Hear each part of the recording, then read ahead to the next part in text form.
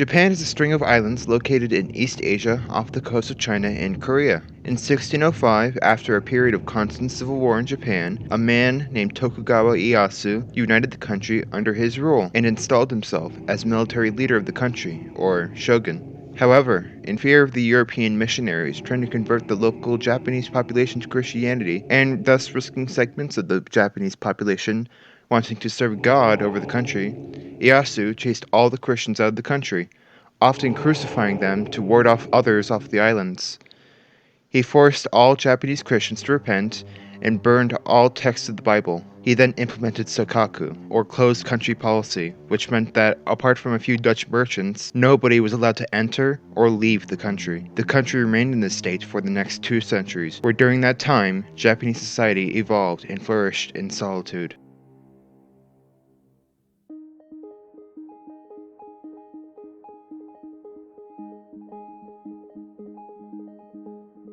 In Tokugawa Japan, society was split into 4 classes. At the top of the social ladder lie the feudal lords, the old aging samurai called daimyo. They were the only ones who were allowed to carry swords, but since this was a largely peaceful time in Japan, many samurai were relegated to mere bureaucrats and received a fixed stipend from the government, thus generally living cushy lives. Next on the social rung are the peasantry, or the farmers. This would be considered curious to Westerners to the time, because in their societies, farmers were predominantly seen as belonging to the lower class. However, in Japanese society, they were considered very valuable. This view of society stems from the Confucius philosophy that your value is represented by what you put into the world. So because they were the ones that produced all the food, the ruling elite had respect for them. Taking to mind this philosophy, the next rung on the social ladder lies the artisans. This station consists of carpenters, potters, umbrella makers, and other general producers of goods. They did not produce things humans required to live, so they lied below the farmers socially. However, since they still added value to society through their contributions, they lied above the most despicable class of all, the bankers and the merchants. This class was considered to be taking from society rather than giving to it, and thus were seen as generally greedy and scummy. This sentiment was often attributed to non-native merchants as well, and can be seen in the way they treated foreigners as a whole. This was a very strict hierarchy, with the punishment of leaving your allotted station in life becoming hinin, or outsider, which meant you would spend the rest of your days begging on the streets of Edo, or being trafficked into the red light districts. Other than hinin, other outliers to this hierarchy were doctors and priests, who were considered as such because they could treat or preach to any man regardless of class. Additional outliers included tanners and executioners, who were seen as untouchables since they dealt with corpses and the dead, a very strong taboo during this time, and the aristocracy in Kyoto, who had no political influence but held more of a ceremonial role.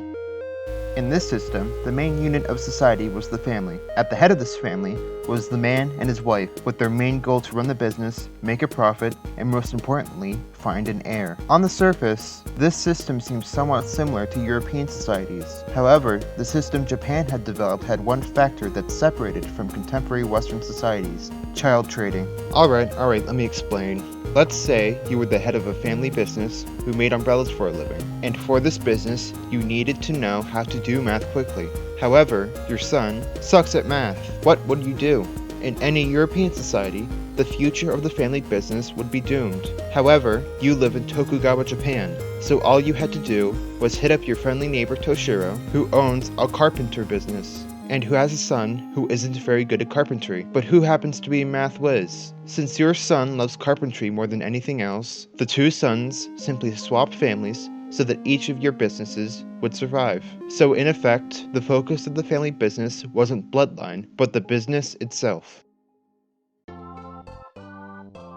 Due to the closed country policy and the effect of the lack of foreign influence, the Tokugawa shogunate was a largely peaceful and stable time for Japan. Because of this stability, the population grew rapidly, with the country growing from about 12 million to over 25 million in over a century. Most of these people flocked to the cities, especially Edo. During this time, around 10% of the Japanese population lived in cities, making it one of the most urban countries in the world. This high urbanization of Japan persists to this day, with around 11% of Japan's population living in just Tokyo alone. How did Edo, now Tokyo, grow into such a massive city today? Well, when Tokugawa Ieyasu became shogun of Japan, he moved to Edo, which became the capital. However, even after after uniting Japan under his rule after the civil wars, he was still incredibly suspicious of the samurai, worrying that they would rise again like they had done before. To solve this, he essentially created a system of government-sponsored hostages called the System of Alternate Attendance. It worked as follows. Every feudal lord was instructed to come to Edo for half the year, and then remain in their domain for the other half of the year. However, the wives and children of the daimyo had to stay in Edo all year round. This system made it so that if the feudal lords wanted to attack Edo, they would have to attack the city where their family was located. When they came to Edo, they would spend all their money throwing lavish entrance parades in order to flex on the other daimyo, and thus would have no money left over to plan and execute an invasion.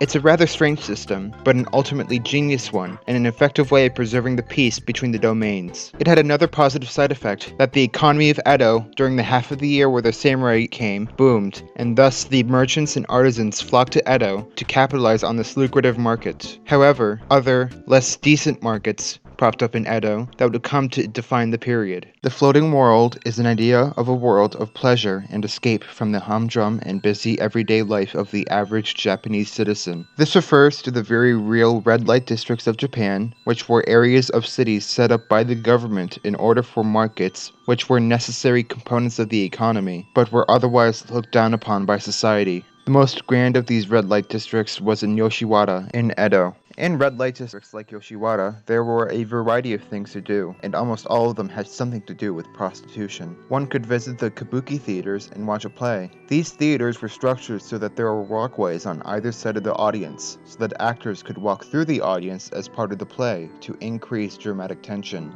These places were also loud, like the worst movie theater experience you could imagine, and multiply that by 1,000. People ate and talked loudly, kissed prostitutes they had hired for the night, and were generally there to have a good time. Speaking of prostitutes, prostitute houses in Yoshiwara could be much more high class than those in the Western world. These prostitutes, known as geisha, were very knowledgeable in literature and arts, and male guests were allowed to have sex with them for a very high price. However, a lot of these prostitute houses were just pure exploitation, with girls trafficked from the streets of Edo. The floating world was often relegated to the high class of society, so normal everyday people could not physically take part in the culture. However, they could participate in the culture through what were called ukiyo-e, or woodblock prints. These were made by carving an image into a piece of wood, which then ink would be applied so that it flowed into the divots, and then it could be applied to a piece of paper to produce hundreds of identical prints. Due to their mass production, they became incredibly popular through Japan. They were used for a variety of things, to posters for famous actors and celebrities in kabuki plays, to landscapes, to hentai.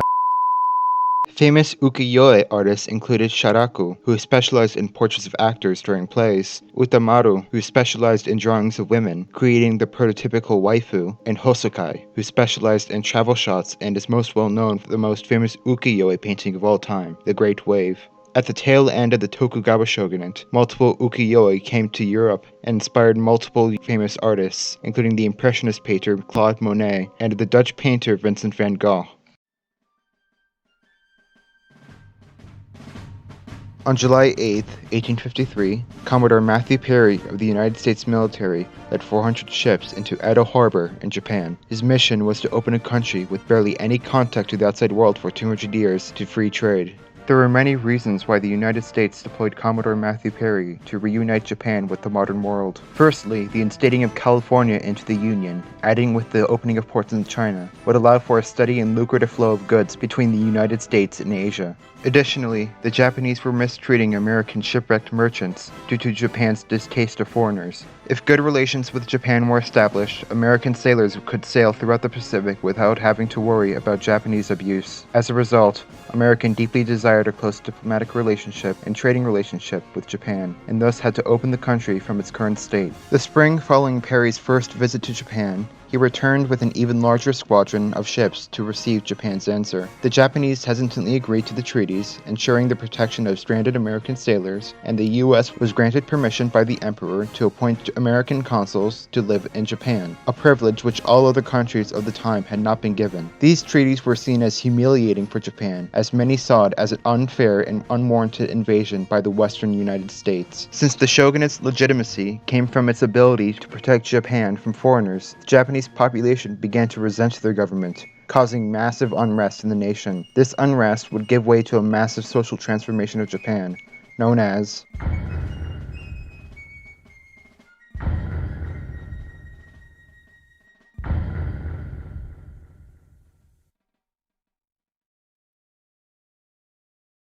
This video was largely based on a lecture given at the University of North Carolina by Dr. Morgan Patelka. I would really recommend listening to the whole thing if you're looking for a more in-depth look at this topic. Additionally, this video would not have been possible if it weren't for the contributions of Paxlark, who made those frames for the last section, and MrsHumanCar, who made those really cool frames of Tokugawa Ieyasu. The links to their respective Twitter pages are in the description below. You can also follow my Twitter page for updates on future projects.